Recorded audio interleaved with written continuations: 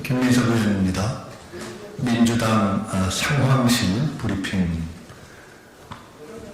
드리겠습니다. 시작해도 되겠죠? 다시 읽겠습니다. 첫 번째로, 의료대란이 매우 우려됩니다.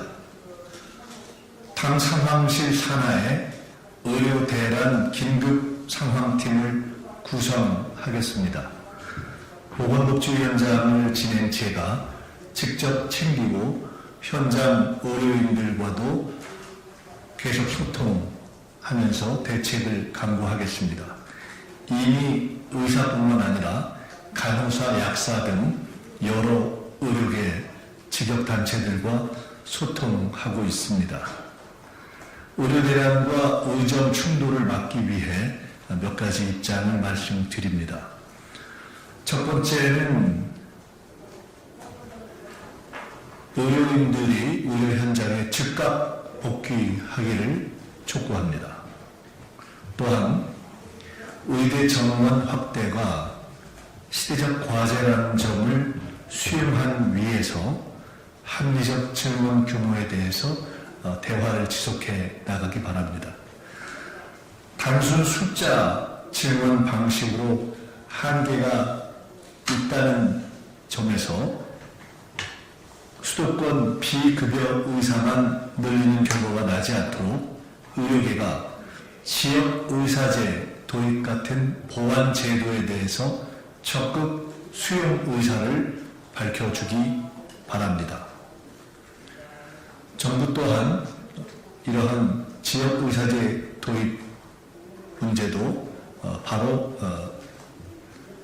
정원 문제와 함께 의료계와 논의해 주기 바랍니다.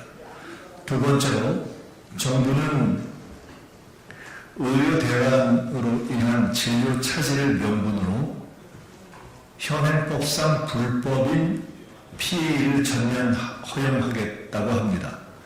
이렇게 되면 막상 책임은 의료기관과 간호사들에게 떠넘기게 되는 무책임한 결과를 낳게 됩니다.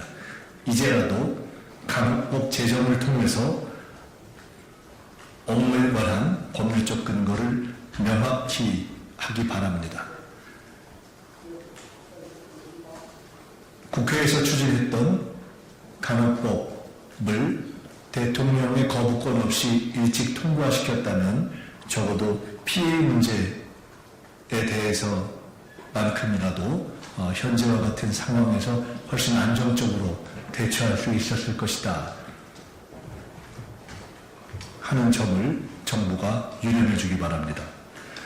세 번째로, 법적 근거도 없이 현재 위기 상황과 직접 관련이 없는 비대면 진료를 정부가 한시적 전면 허용하는 조치를 밝혔는데, 정말로 그러한 조치가 필요하다면 한시적으로라도 성분명 처방, 처방전 리필제와 같은 보완적 제도를 병행하는 것이 진정성을 담보하게 될 것입니다. 또한 의사협회의 주장이 과도한 점이 있다 하더라도 적어도 의사협회를 대화의 상대로 인정조차 하지 않으면 이 어려운 상황을 풀어가기 어렵다고 봅니다. 적어도 대화와 소통을 할 수 있는 창구로서의 의사협회를 대화 상대로조차 인정하지 않는 태도는 제고하는 것이 필요하다라고 생각합니다. 민주당은 의료 현장 혼란으로 인한 환자의 피해와 국민의 불안을 해소하기 위해 최선을 다하겠습니다. 두 번째로, 이번 총선은 누가 뭐라고 해도 윤석열 정권의 무능을 심판하는 선거입니다. 이 본질은 국민의힘의 임시선거 대표인 한동훈 비대위원장이 아무리 덮으려고 애를 써도 덮을 수가 없는 것입니다. 이틀락 정치, 경제 폭락, 7.1 외교, 영부인 리스크 등 윤석열 정부의 10대 실정을 수치와 함께 곧 발표해서 모든 민주당 후보들이 전국에서 한 목소리로 국민들께 설명드리도록 하겠습니다. 세 번째로, 박소원 전 차장을 팀장으로 구성한 국정원 선거 개입 감시팀에 댓글 관련 제보가 집중되고 있습니다. 특히 과거 국정원 댓글 공작 당시와 유사한 유형들이 발견되고 있어서 다양한 심층 분석을 진행하고 있습니다. 국민 여러분께서는 관심을 가지고 계속 제보해 주시기를 바랍니다. 그 다음에 엉터리 쪽집게 여론조사들이 횡행하고 있습니다. 민주당이 이대로 가면 100석을 넘기 어렵다라는 등 쪽집게를 자처하는 분들의 전망과 그에 대한 검증 없는 보도가 뒤를 잇고 있는데, 그중에 대표적인 분의 경우에는 지난 당서 보궐선거 때 김태호 공천이 참 잘된 것이고 그래서 국민의힘이 크게 승리할 것이다 라고 전망한 분이 바로 그러한 현재의 100석 넘기 어렵다라는 전망을 하고 계십니다. 민심을 우습게 보는 엉터리 쪽집게들은 주의해 주시기 바랍니다.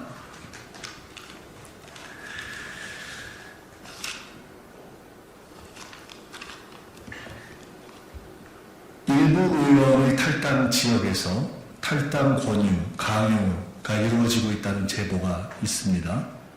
탈당 강요는 정당법 등 관련법 위반이고 당사자의 자의에 의하지 않은 탈당은 절차에 따라서 다 무효화가 됩니다.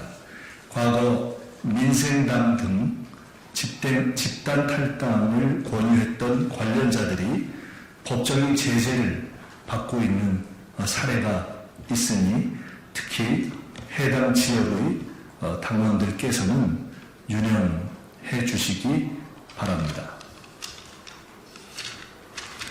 끝으로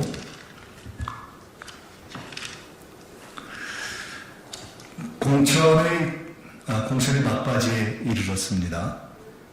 공천의 과정과 결과라는 면에서 민주당 공천은 최소한 국힘 공천보다는 낫다고 생각합니다. 안정적으로 정해진 룰대로 당원과 주민들의 객관적 단연 평가와 심사를 거쳐서 상당한 교체와 변화의 결과가 나타나고 있는 것이 민주당 공천의 특징입니다. 이에 비해서 국민의힘 공천은 한동훈, 유재욱 두 대표가 15%의 심사 점수를 좌우하는 등의 즉흥적인 룰로 쌍특검 표결 전까지는 이탈표를 막기 위한 방향을 위주로 해서 결국 현역 그 사람 그대로의 결과가 나왔습니다. 진통과 소리는 있었지만 민주당이 시스템 공천에 노력한 바에 비해서 국민의힘은 김건희 여사 방탄 위한 사천의 본질을 벗어날 수 없는 결과를 보이고 있습니다. 민주당은 이번 공천 과정에 대해서 계속 국민들께 설명하고 각 지역구에서 검증된 현역들과 새로운 얼굴들로 각 지역에서 평가받을 것입니다. 김건희 여사 방탄, 사천을 덮고 민주당의 공천을 공격하는 것은 또 하나의 한동훈식, 한동훈표 내로남불이다. 이렇게 봅니다. 제도적인 민주당의 공천이 제도화된 민주당의 공천이 적어도 이틀막 기득권 공천보다는 낫다 하는 점을 다시 말씀드립니다.